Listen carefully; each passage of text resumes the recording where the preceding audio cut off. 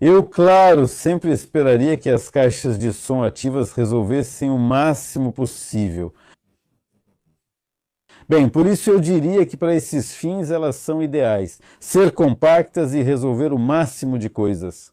Na maioria das vezes, no fim, a gente acaba tendo pouco disso.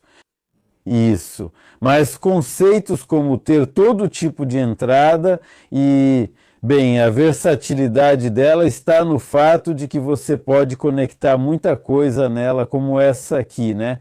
Para as pessoas, isso é o principal. Eu também acho que isso é muito importante, certo? Bom, por exemplo, veja só. O máximo de entradas possível. Este é um alto-falante da G9, uma boa caixa de som comum e de preço médio. Possui pré-amplificador de fono embutido, permitindo conectar um toca-discos. Você pode conectar uma fonte analógica, tipo, sei lá, um toca-fitas, se você tiver um. Você pode conectar a TV via HDMI, pode conectar o computador via USB. Você pode conectar o CD player pela entrada óptica ou pela coaxial. Aqui tem saída para subwoofer, o que também é muito importante. E você pode conectar a esta caixa via Bluetooth, ou seja, ela tem todas as facilidades. Tudo o que você precisa para usar em casa reunido em um só lugar e de forma compacta, certo? Essa é uma questão que o sistema ativo resolve para um uso compacto, digamos assim, certo?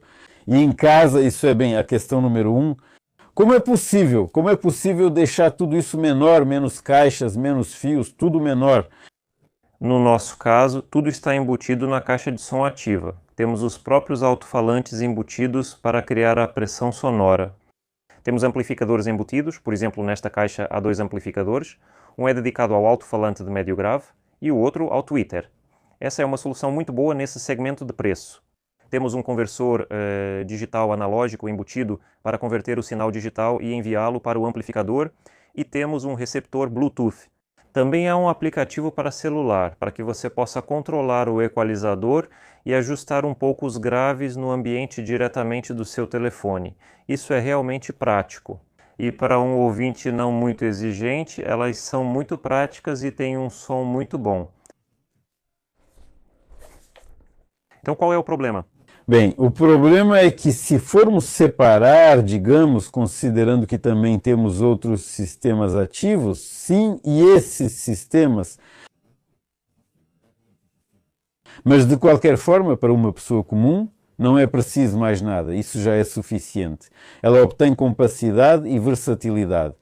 É isso. Mas aquelas tarefas relacionadas ao som, surgem questões sobre o som, certo? Essas caixas de som, bem, não todas, na verdade quase nenhuma delas, praticamente todas, não atendem aos requisitos que, digamos, um ouvinte que realmente quer algo espera receber. Ou seja, ouvintes que são audiófilos, que realmente querem um som de alta qualidade. Sim, sim, sim. E aqui haverá limitações nas configurações de qualquer forma, certo? Aqui também existe a versatilidade deles se ajustarem sozinhos. Isso é vantagem e desvantagem. Depois podemos mostrar aqui como exemplo, né? Então, mais um dos pontos. Bom, é claro que, digamos, o trabalho dos amplificadores fica mais fácil. Sim, os amplificadores operam praticamente com carga ativa. Sim, e nada faz com que eles vejam ali um monte de capacitores. Sim. Sim, isso. E a resistência e a indutância, ou seja, todo o conjunto de filtros que existem, sim, que transformam nossa componente ativa em reativa. Bem, e acontece que, por um lado, digamos, a opção passiva, ela praticamente, se você tirar a eletrônica daqui, sim, e uma opção passiva simples, e essa opção simples como um produto. Sim, com ajuste de crossover, graves separados, agudos separados, sim, não há um grande ganho, certo? O ganho começa quando você quer fazer esse sistema ativo controlar tudo de forma melhor, tanto o ambiente quanto o processamento completo das baixas frequências no ambiente, certo? Vamos em frente. Você pode ajustar perfeitamente o crossover, sim, pode escolher o que quiser, digamos, sobre aquela mesma característica de fase da qual sempre falamos, sim, mas aqui isso não está resolvido, certo? É por isso que existe essa gradação, entende? Para resolver a característica de fase, bem, não há problema, não sei por que não resolvem. É estranho para mim, né? Então, isso aí. Posso supor o preço, ou seja, realmente, se fizer um bom produto, né, que possa pelo menos uma parte do que eu estou contando aqui de forma limitada, sim, naturalmente, o preço aumenta, pode até aumentar várias vezes, né? Isso aí. E vamos falar, digamos, da acústica ativa, que bom, que a gente faz, né? Aí justamente a versatilidade de conexão dela fica em segundo plano. Sim, e aí tudo que a gente valoriza está em destaque, né? Sim, sobre... Ou seja, isso é resposta de fase, ajuste, ajuste individual para o ambiente, seu próprio ajuste, ou seja, geralmente nós ouvimos um pouco diferente do que o microfone capta, certo? O microfone basicamente é burro, ele só ajusta aquilo que consegue captar, só isso. Mas, digamos, existem programas que usam vários microfones, certo? Eles captam todas as reflexões, isso e aquilo, mas o resultado é que, quando você faz seu próprio ajuste, em primeiro lugar, você usa menos plugins no digital, fica mais fácil para ele, sim para o processador, e você pode fazer exatamente o que sente ser correto e não o que o microfone capta. Além disso, a audição. Sim, bem aqui. Isso é obrigatório. Com certeza. As medições, nunca as medições sozinhas fazem alguma coisa, sabe? Porque a gente escuta, o impulso nos interessa, como ele chega até nós, né? O microfone vê muita coisa, mas essa sensação ele não tem. Sim, mas as medições são indispensáveis para identificar problemas e elevar o nível de som do sistema a um patamar alto e impecável. Só pelo ouvido, isso é impossível de fazer.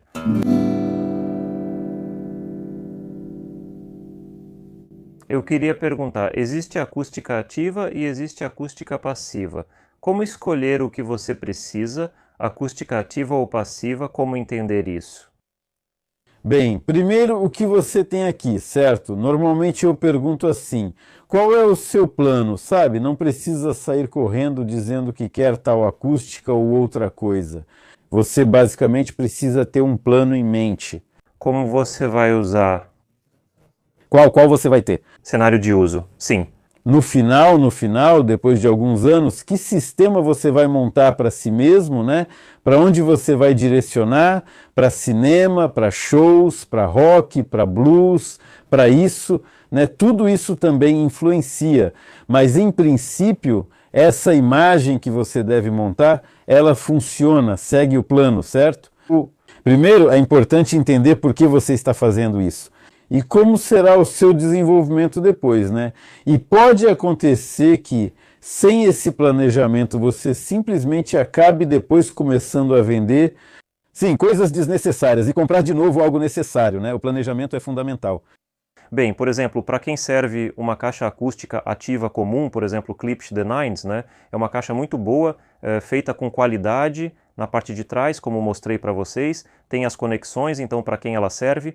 Em primeiro lugar, se você quer obter um som de qualidade em casa de forma rápida, sem nível de referência, qualquer caixa ativa com entradas parecidas com as que temos na parte de trás. Isso vai permitir que você conecte tudo nelas, vai permitir que você não ocupe espaço ao lado da TV com um monte de amplificadores, fontes, tocadores e outras coisas que nem dá para entender o que são. Perto da sua TV vão ficar só as caixas de som e nessas caixas você pode conectar basicamente tudo, como eu já disse. Essa opção não prevê nenhum tipo de evolução, ou seja, você colocou essa caixa de som, pronto, esqueceu, você não pode fazer mais nada com ela, não pode mudar o som dela. Bom, dá para adicionar um subwoofer. O subwoofer pode ser adicionado e aumentado. Esse é o plano. Isso é um ponto positivo, isso é bom. Esse é o plano, né? E se você não gosta de mexer com amplificadores e fios, então sem problemas. Mas se você planeja expandir seu sistema, então os componentes precisam ser escolhidos separadamente. Então você precisa escolher boas caixas acústicas passivas e selecionar separadamente os componentes para ela. Novamente com base nas necessidades, como disse Roland.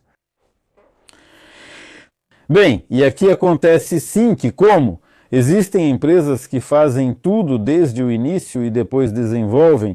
Sim, você compra uma coisa, depois compra a segunda, depois a terceira, a quarta e no final você monta aquilo que queria, certo? Bem, eu acho que isso é o mais correto, né? Primeiro é preciso colocar ordem na cabeça para quem isso é necessário, certo? Então, ou seja, pode haver também uma opção passiva, o mesmo vale para o processador. Isso mesmo, Sim. que fica separado, sim que pode. Bem, por exemplo, este é um Aversolo DMP-A10 bastante caro, que é um streamer, ou seja, uma fonte e um pré-amplificador. E além disso, ele também faz correção de sala quando você conecta um microfone externo ao seu telefone e instala o aplicativo. Aqui na Letônia chamamos de aplicativo. Essa também é uma boa opção. E o que é bom nele é que quando você monta os componentes do sistema separadamente, como a fonte, o amplificador e as caixas passivas separadas, você pode substituir todos esses componentes por outros melhores ou, digamos assim, que proporcionem uma sonoridade diferente e assim obter sons variados e espaço para experimentações. Enquanto isso, uma caixa ativa comum, que também é muito boa, mas tem outro objetivo: proporcionar o uso mais simples possível e um som de qualidade. E aqui você já obtém uma referência e a possibilidade de alcançar essa referência e de ajustá-la. Então é esse o caminho que seguimos também, porque não focamos nessas possibilidades.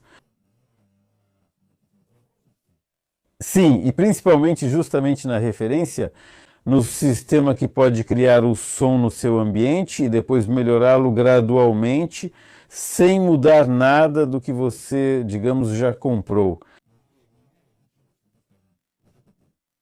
Aqui acontece que as próprias caixas de som com amplificador integrado e conversor digital analógico embutido, porque essas caixinhas amarelas podem ser conectadas via XLR analógico, via RCA analógico e também por interface digital, seja por entrada óptica ou coaxial. Ou seja, para essas caixas de som, Que a IC estava lá. ARC é uma interface profissional, ou seja, para essas caixas de som você precisa de uma boa fonte. Quanto melhor, melhor. Melhor será? Melhor será, desculpe pela verborragia. Sim, é por isso que eu digo que, digamos, aqui já existe potencial para evoluir. Sim, sim, você talvez já tenha tido alguma fonte, não muito boa assim, mas você sabe exatamente que quando tiver esse sistema, sim, você poderá depois comprar sem problemas uma fonte mais cara, sim, uma fonte digital, sim, ou até mesmo. Conversor digital analógico? Sim, transporte, digamos, comprar um transporte, sim, e pronto, você já tem tudo aqui, tem controle de volume, então você conecta digitalmente sem problemas, sim, e quanto maior a qualidade, mais você ganha. Agora, o próximo.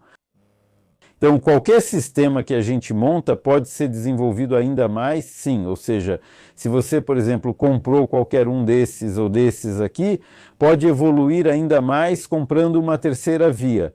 Nós não usamos subwoofers, fazemos a terceira via. E aí a frequência de corte fica logo na faixa dos 300 Hz. Sim, de 200 a 300 Hz. Aumenta a pressão sonora. Sim, e como nós temos... O limite inferior diminui? O limite inferior cai bastante, sim. Lá temos quase todos os ajustes até 16 Hz, certo? É realmente fantástico. Bem, sim, mas isso exige sua atenção a tudo na sala, certo? Nem toda sala vai permitir isso. Os audiófilos não falam sobre isso. Isso se chama sistema Hi-Fi de faixa completa, ou seja, não é algum high-end fantástico que nem sabe o que são 20 Hz. Sim, é faixa completa, de 20 a 20, ou seja... Isso já é até zero. Não é aquele high-res mítico, que supostamente vai até 40, mas em 40 tem menos 50 decibéis, e a gente acima de 15 kHz basicamente nem ouve. Aqui é faixa completa. Bom, e por que não escolher um subwoofer? Porque o nosso objetivo aqui é preservar a resposta ao impulso, certo? Para garantir base uniforme desde o início. Sim, e simplesmente preservar a resposta ao impulso é muito difícil, né? Especialmente quanto mais baixo, nas frequências altas é relativamente fácil, mas nas baixas é muito difícil, certo? E por isso a frequência de 200, 300 Hz é a mais favorável para conseguir manter essa resposta ao impulso inalterada. Mas o mais importante é que os graves, como já falei várias vezes, a gente coloca embaixo. Quanto mais embaixo ficar a seção de graves, menos reflexões ele vai receber, que poderiam atrapalhar o funcionamento. Porque se ele estiver aqui, você vai receber, já dá para calcular, né? Ali pela faixa de 150, 200 Hz já vai ter um buraco, né? Mas lá embaixo está tudo certo, né?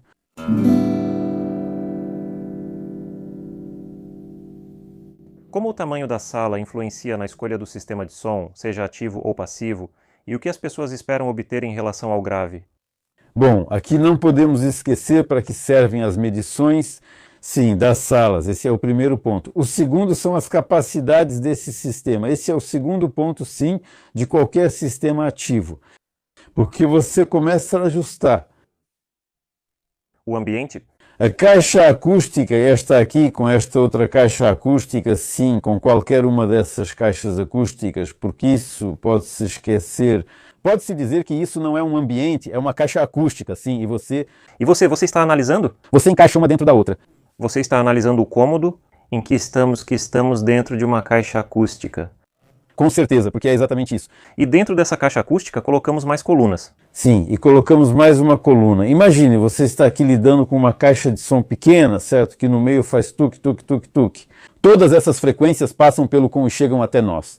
E vocês tentam resolver isso com absorvedores, ficam se preocupando, todas as empresas ficam tentando aperfeiçoar, aí vocês trazem isso para o mesmo lugar, só que em tamanho maior, né? E começam a criar bolhas lá. Para alguns, algo não funciona ou está errado.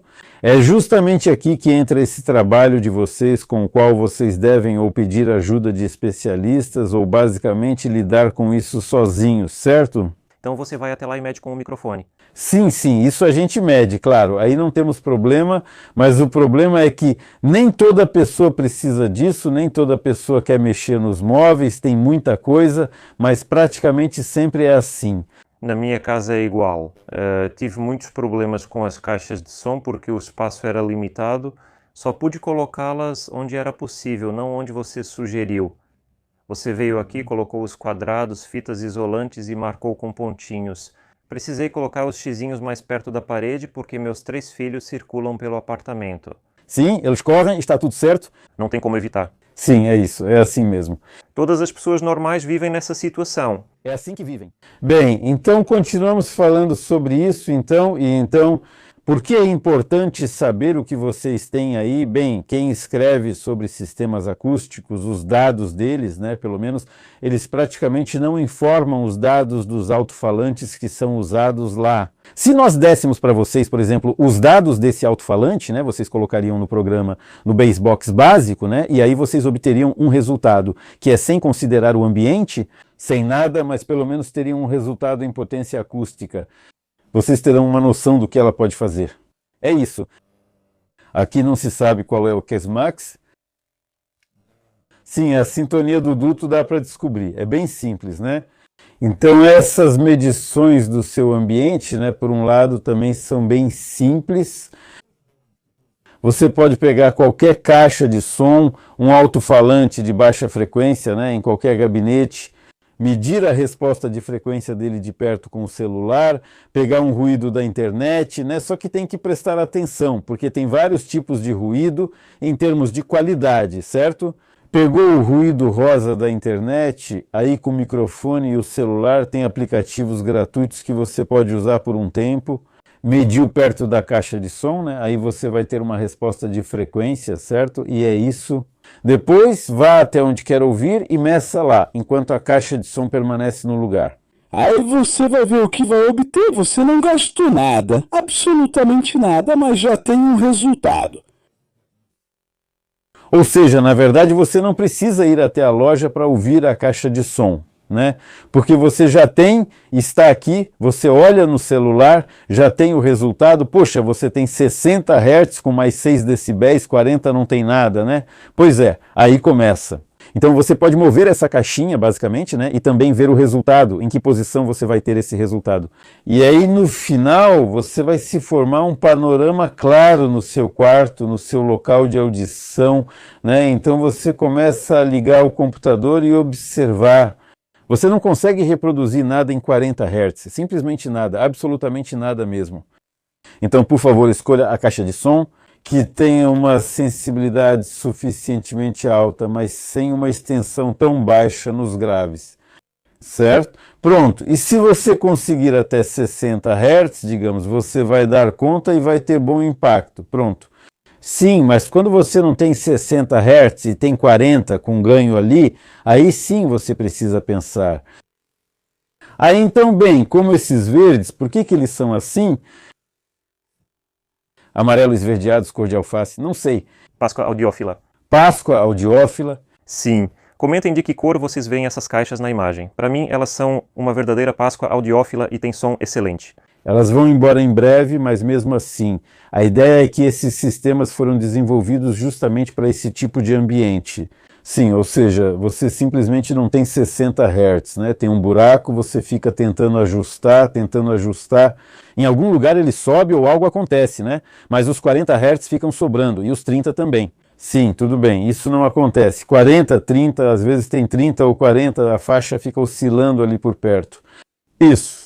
Então, aqui o sistema tem sintonia alta, mas ele foi feito acusticamente, de forma que a emissão vai para trás e... De baixa frequência. De baixa frequência, sim, a emissão tem uma eficiência maior, ou seja, a área efetiva do emissor é a mesma que a do cone. Então, depois ela se transforma em um baffle aberto, né? Ou seja, ela funcionou, ressoou ali nos seus 55 Hz, certo? Depois ela se transforma em um design aberto, porque o ambiente mantém essa frequência, certo? O seu baffle aberto vai reproduzir essa frequência com atenuação. Naturalmente sim, mas você vai se surpreender ao ouvir que a sua caixa está reproduzindo frequências bem baixas, certo? Ao mesmo tempo, a eficiência em 60 Hz pode ser ajustada como você quiser. Bem, nem toda frequência pode ser ajustada como quiser, mas em princípio é possível ajustar. E aí você meio que domou esse ambiente, né, com esse sistema, né? Aí já é uma questão, né, digamos assim. Tem lá... Se você fizer a correção... 3 configurações para o baixo, né? Sim, então, escuta, se você fizer a correção, pelo menos mais 3 decibéis. Aqui nos 60 Hz você tem um buraco, né? Ele vai até 40, talvez toque ali. Sim, então se você tem um buraco nos 60 Hz e aumenta 3 decibéis, chega ao X máximo e perde o alcance dinâmico. Mesmo assim, o seu X vai ultrapassar o máximo e pronto, não vai adiantar de nada. Sim, ela simplesmente vai entrar em clipping e você não vai conseguir pressão nenhuma, então é por isso que você precisa prestar muita atenção nisso. Como eu disse, com esse método você pode praticamente escolher com precisão o seu próprio alinhamento acústico. Sim, então, por que fazem os guias de onda de alta sensibilidade? Porque ali você pode ajustar a frequência, a configuração, o alto-falante, o fator de qualidade dele, certo? A frequência de ressonância e, você sabe, o ambiente, o local onde ele está colocado. Sim, bem, montar um conjunto que soe mais ou menos bem nas frequências baixas. Sim, o lado esquerdo e o direito podem ser diferentes. Isso também deve ser considerado. Com certeza vão ser diferentes. Sim, isso acontece praticamente em todo o ambiente onde medimos. É como o dia e a noite. Sim, e isso é o mais assustador, quando eles são diferentes. Não tem como fazer nada. Sim, e a correção lá não ajuda, né? É preciso realmente mover até chegar a um ponto onde já seja possível corrigir, né? Aliás, quando estávamos escolhendo este lugar para a loja, para fazer a demonstração, sim, inicialmente o nosso plano era colocar os sistemas de som à sua direita. Roland disse, vamos colocar aqui, é o melhor lugar, mas no fim tudo ficou atrás de nós. Roland só movia para frente e para trás. Minha sugestão era colocar 1 metro à frente para facilitar o acesso aos cabos por trás, mas no fim ficou a cerca de 50 centímetros da parede. E o som ficou simplesmente de qualidade de referência, e isso ilustra exatamente o que Roland está dizendo. E aqui também não foi sem problemas, naturalmente. Sim, até 50 Hz. Esse lugar aqui, sim, é o ponto ideal. Mais abaixo, bem, mais abaixo ali, você vai para lá, sim, e então lá, digamos, você pode obter toda a faixa de frequência. Sim, bem, já com o acréscimo do ambiente, claro, sim, então, bem, isso vai ser assim em qualquer ambiente. É muito difícil fazer com que tudo fique adequado. Isso...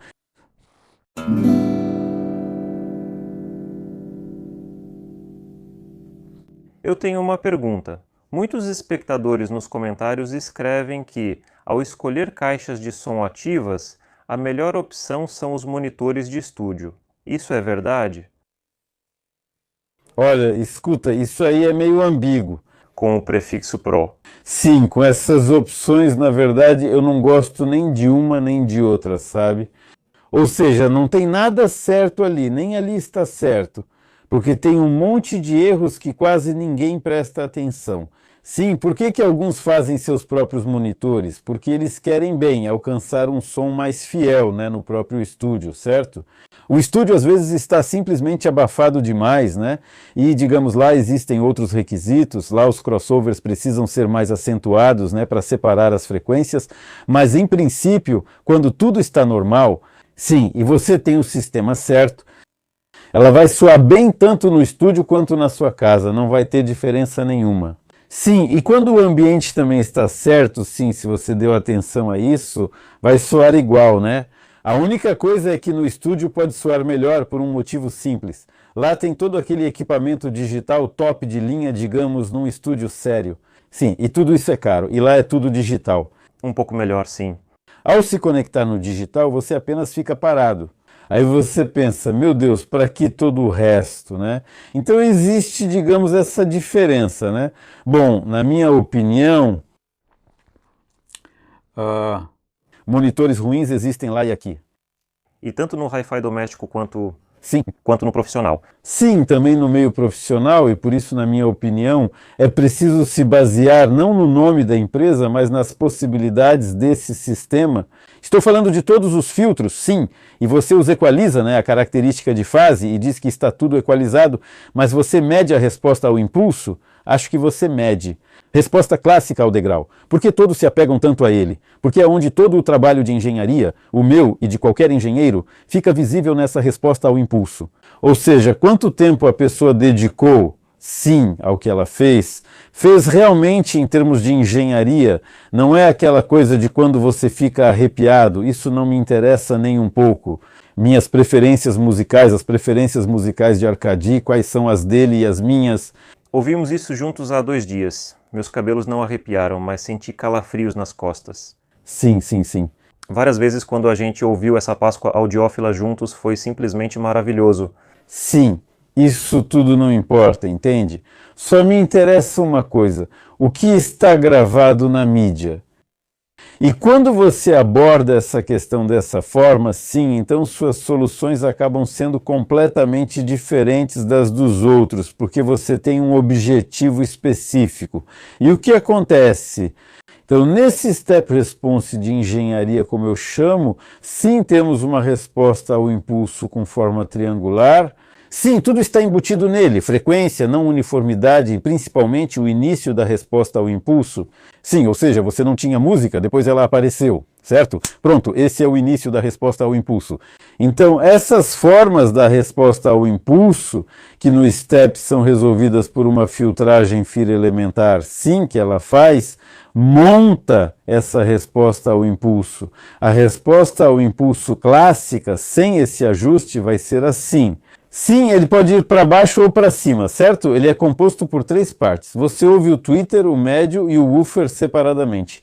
Sim, embora todos vocês digam que não, isso é só porque vocês não têm a informação, não querem saber disso. Quando vocês sabem de tudo isso, vocês ouvem tudo perfeitamente, é isso. Mas quando, depois dessa matemática, essa nova resposta ao degrau desce, depois sobe, e vocês dizem que conseguiram montar, pessoal, isso é só metade do trabalho.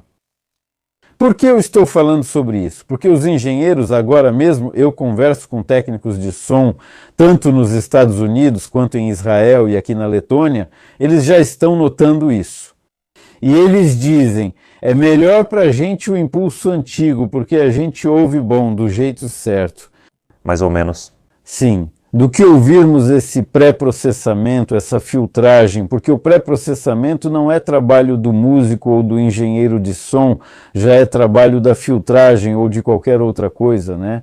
Mas ela pode muito mais, então é assim que devemos encarar, certo? Eu fiquei chocado, claro. E aí vem a audição do blogueiro, quando eles escutam, primeiro você faz assim e depois escuta. Bem, eu sei que sua tarefa na Reflector Audio é fazer o som em casa e no estúdio igual ao que o músico ouve. Sim. E isso é alcançado através da engenharia, da resposta ao degrau. Sim, sim, exatamente isso. Resposta de frequência plana. Sim, exatamente isso. E audições. Sim, exatamente isso. Por quê? Ou seja, há 2 pessoas em você, um engenheiro e um audiófilo. Se você não fosse audiófilo, não conseguiria. Eu não teria me envolvido nisso. Não conseguiria fazer isso. Como engenheiro, você pode projetar um sistema acústico com bons parâmetros, mas não conseguiria avaliar seu som. Porque nós temos um intermediário. O intermediário é o sistema acústico. E o restante, certo? Se com todo o resto, por algum motivo, nós medimos tudo, até mesmo os cabos, que teoricamente podem ser medidos, nada soa. Mas no final, quando você começa a insistir, dá para encontrar, afinal, quem se aprofundou pode explicar, certo? E lá, essas ondas longas, que nos cabos tem quilômetros, né, elas se transformam em metros através do transdutor acústico. Sim, e aí também tem problema. Então é isso. Por que eu estou falando do suporte? Eu estou interessado no suporte. Tem um artista contemporâneo chamado Eduard Pustovoitov, certo? Isso, muito bom. Eu não sei. Minha pintura favorita dele é Oxigênio, certo?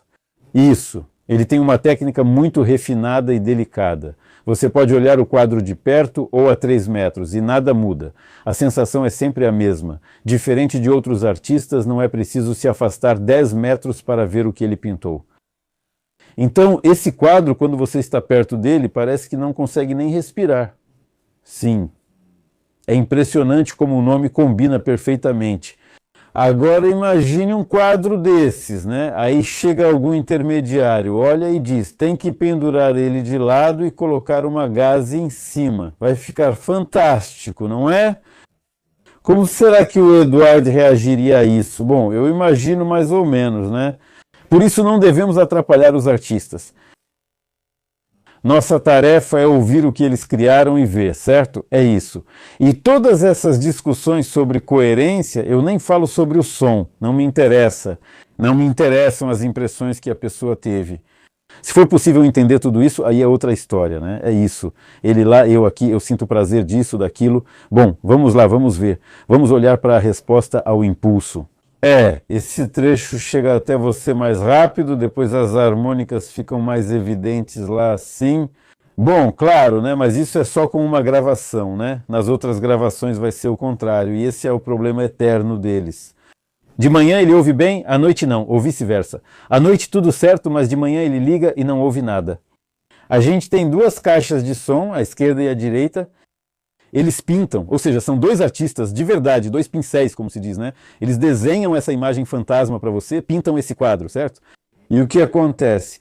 Então coloque na sua cabeça que nas frequências altas o pincel tem que ser fininho. Nas médias pode ser mais grossa, nos graves até uma vassoura. Uma brocha de pintura? Maklovitsa, isso mesmo, exatamente. Viu, entendeu? E o que acontece? Enquanto você está desenhando, vamos pegar o crossover. Sim. E essas 2 colunas desenham para você a imagem, sim, a imagem de qualquer pessoa que está cantando, de qualquer instrumento, sim.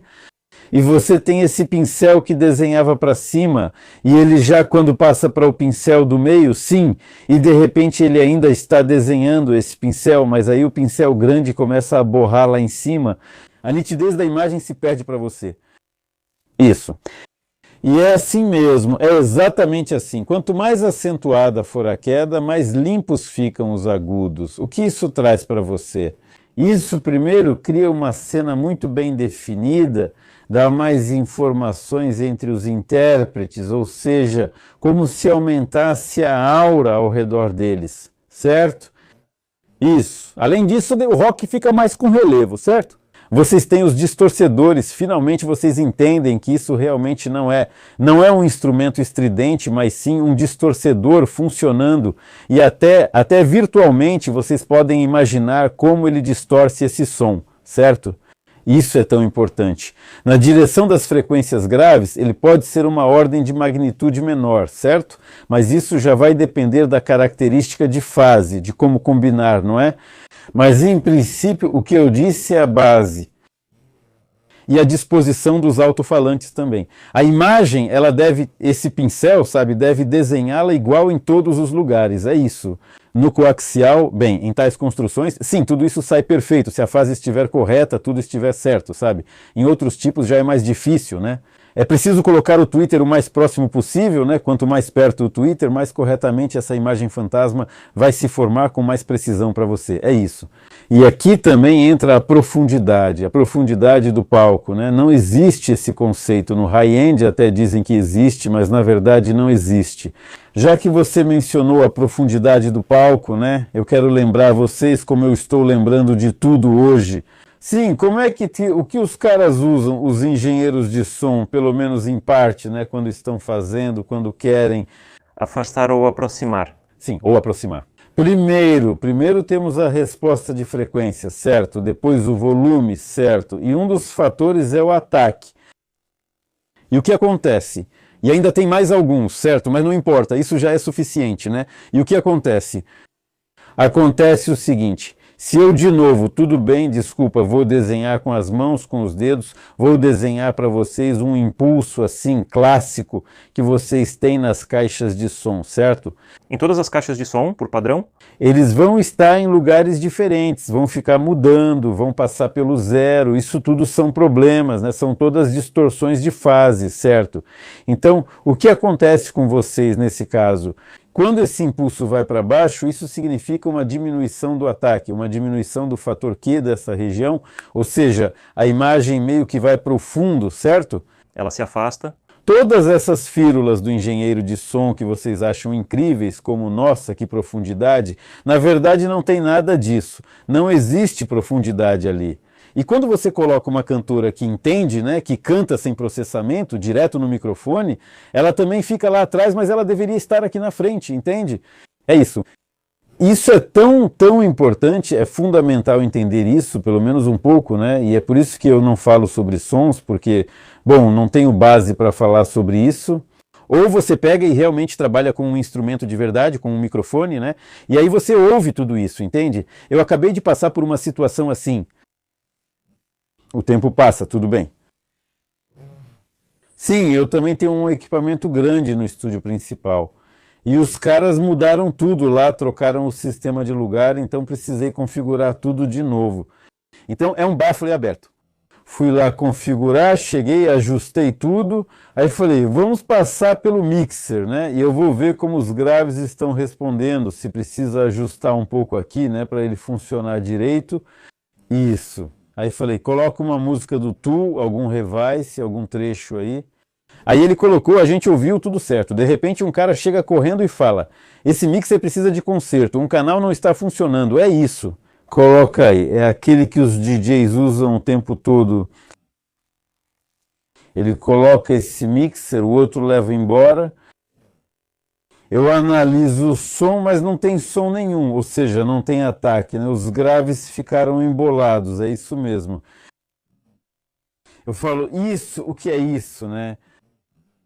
Eu falo, talvez lá tenham uns equipamentos, tipo, avançados, olha, são mesas de som, né? Não vou falar os nomes, não gosto, mas é de uma empresa ligada a uma marca famosa. É isso.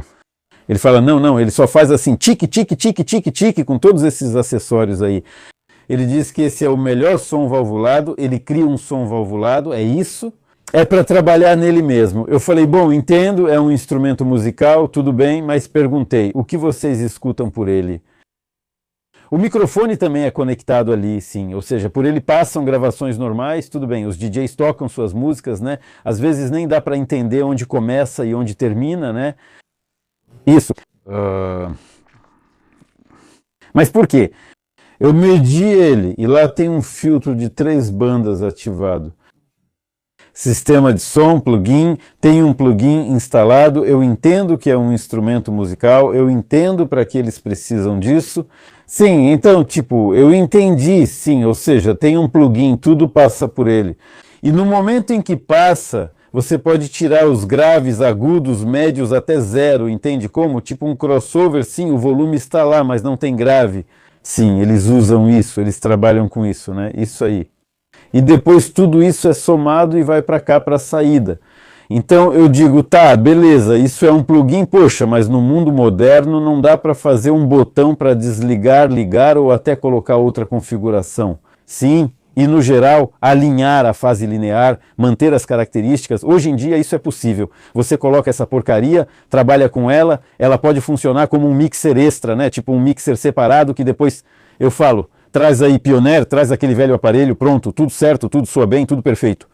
Então, aí ficam as perguntas, né? Porque a pessoa trabalha com isso, né? Eles falam de som valvulado, mas na resposta ao impulso fica esse agudo, esse médio assim, e depois o grave é colado ali, né? Ou seja, simplesmente de forma burra, esse médio é empurrado para frente, e eles chamam isso de som valvulado. Sim, estou falando sobre como as coisas podem ser chamadas e depois verificar e entender que porcaria é essa que realmente está aqui, né?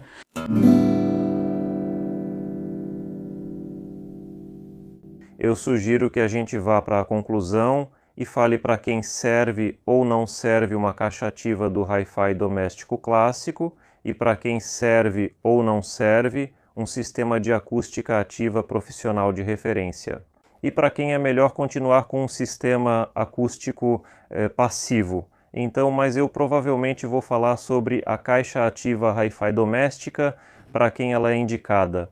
Logo no começo eu falei para vocês que a clássica caixa ativa Hi-Fi, como a Clip G9, G7, G5, é indicada para pessoas que querem em casa, de forma muito simples, com uma única conexão, obter um som de qualidade e não ocupar muito espaço na estante com amplificadores, fontes e outras coisas. Esses sistemas têm um bom som, são rápidos de configurar e custam menos do que um sistema acústico completo, composto por caixa separada, amplificador separado e fonte separada. Porque todos os componentes estão reunidos em um único gabinete, feitos na fábrica, e todos ajustados entre si, ela já soa no máximo de suas capacidades desde o início, o que é conveniente. Para quem ela não é adequada? Ela não é adequada para aquelas pessoas que querem experimentar com o som e que precisam especificamente de um sistema acústico passivo. Ou seja, se você gosta de trocar diferentes amplificadores, fontes, mudar, experimentar, reconectar, usar, no final das contas, cabos bons de qualidade, sejam de força, acústicos ou de interconexão. Então, pessoal, só um sistema acústico passivo. Agora. Sabe qual é a outra vantagem dela? Qual? Hoje em dia, toda a nossa juventude mora em apartamentos alugados. Sim, aliás, 2 caixinhas. Debaixo do braço. Pegou e foi embora. E aqui tem vários tamanhos, né? Tamanhos... Bom, essa é a maior. Ela... Sim. É difícil colocar na prateleira. É uma caixa grande, sim. Mas existem as D5s desse tamanho, certo? Sim, isso. Coloca debaixo do braço e vai embora. Sure. Mas, digamos... Você entende que qualquer sistema, assim, bem, o desenvolvimento dela, bem, como dissemos, é zero, certo? Tudo está feito, não pode mais mudar. Pronto, você não pode mais nada, certo? E por isso? Basta trocar o cabo de força padrão por esse tipo e parar por aí. E parar por aí, sim. Pronto, é só isso, sim. E aqui é para quem precisa, como eu já falei e repito, é só um plano. Sim, se ele entende pelo plano o que quer fazer em casa, sim, até mesmo fazer uma medição simples em casa. Sim, ele já concorda com isso, sim. Então aí já dá para considerar um sistema que pode ser implementado em qualquer ambiente. E ela pode se desenvolver. E ela pode se desenvolver. Isso é o nosso diferencial. Isso é uma vantagem, né? Porque muitas pessoas não sabem. Eu acho que elas vão comprar o Squire, vão comprar daqui e pronto. Sim, lá ele opera a partir de 40, mas na verdade já funciona desde 35, né? Já é usado em muitos estúdios e opera desde 35 Hz. Sim, ela tem um potencial enorme, simplesmente incrível. Sim, porque ao virar um sistema de 3 vias, é preciso 2 alto-falantes de 12 polegadas para os graves, e ela dá conta disso. E aí o som? Sim, e aí já é outra coisa. Aí você pode ter um ambiente de até 100 metros quadrados. Para quem quer desenvolver e melhorar seu sistema, é necessário um sistema acústico profissional. Mais assim, com a qual você pode se adaptar a qualquer ambiente. Que tenha potencial embutido. E também quero falar sobre um fator interessante sobre o preço, sim. Sim. Fale o preço do para-audiófilo, por favor, quanto ela custa, junto com os amplificadores, com os DACs. Aqui em cada caixa tem um amplificador, em cada caixa tem um conversor digital analógico, quanto elas custam? 5, 5 e 5. O para-audiófilo custa 5,5 mil. Eu diria que não é caro, porque nós a ouvimos E por caixas de som que tocam nesse nível, elas oferecem esse nível de detalhamento, esse nível de escala, de impacto, essa dinâmica que, pessoal, quando eu visitei o high-end em Munique, eu fui em todas as salas high-end, salas, ambientes, onde havia enormes sistemas acústicos que eram mais altos do que eu. No chão estavam os monoblocos. Tudo isso estava conectado, nem mesmo com esses cabos de alimentação. Os interconectores tinham a grossura de um braço e os cabos de alto-falante eram incrivelmente grossos. Ou seja, o orçamento só para a acústica passiva que tentaria chegar a esse nível seria de cerca de 100.000 euros. Mais os monoblocos, mais o conversor digital analógico, as fontes, os cabos, os suportes. Pessoal, para comprar um sistema de som high-end que tente chegar, em termos de som, ao nível da Páscoa audiófila, desculpem, não temos outro nome, vocês realmente vão ter que assaltar um banco. Aqui por 5.500 você recebe um sistema de referência, mas precisa de uma boa fonte para ele. Pode ser um transporte digital, um transporte comum ou um streamer, como nós sugerimos, por exemplo, o Eversolo DMPA10. Bem, você também pode conectar um CD a ela, por exemplo. E você pode conectar um CD também, sim. Ou seja, basicamente por cerca de 10.000, você obtém um som exemplar e impecável. Por que isso acontece? Aqui você provavelmente vai dizer, poxa, que coisa estranha, por que no high-end custa centenas de milhares e aqui é só 10.000? Tudo se resume, pessoal, à engenharia, à audiofilia e às vendas diretas, porque todas as empresas que vendem através de distribuidores e revendedores são obrigadas a fornecer o produto muito barato e depois a cadeia de vendedores e distribuidores aumenta o preço, no mínimo 3 vezes. É assim do nada. Como resultado, fica muito caro e a qualidade do som geralmente nem sempre consegue satisfazer. Aqui nós temos vendas diretas do fabricante, que não precisa colocar margem para o revendedor, margem para o distribuidor, nem para outros profissionais de marketing ou revendedores. Como resultado, é uma venda direta e um preço justo por um som exemplar. Que a força do som ideal para você esteja com você. Venha nos visitar. Obrigado, Roland, pela entrevista interessante. Sempre à disposição.